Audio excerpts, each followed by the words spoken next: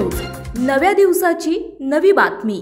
सासवड रस्त्यावर भेकराई नगरहून पुण्याच्या दिशेने जाणाऱ्या दुचाकीस्वाराचा सातववाडी येथे एसटीच्या चाकाखाली आल्याने जागीच मृत्यू झाला। युवक एका कंपनीत ड्युटीवर जाताना हा अपघात सकाळी 6:15 झालाय।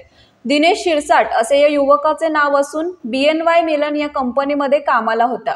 एसटीच्या मागून येत असताना गतिरोधकावर गाडी वायबल झाली। गाडीचा आरसा एसटीच्या मागील बाजूस घासल्याने तो मागील चाकाखाली आला। त्याच्या गाडीला काहीही झाले नाही, मात्र तो चाकाखाली आल्याचे असे प्रत्यक्षदर्शींनी सांगितले। त्याच्या जवळ लॅपटॉप आणि 7,000 रोकड होती। ही पोलिसांच्या ताब्यात दिली असल्याचे माजी नगरसेवक सुनील बनकर यांनी सांगितले। या ठिकाणी आतापर्यंत अनेक बळी गेले असून या रस्त्यावर वाहतुकीचे प्रमाण वाढले आहे। दुचाकी स्वारासह पादचाऱ्यांना हा रस्ता आता मृत्यूचा सापळा बनला आहे।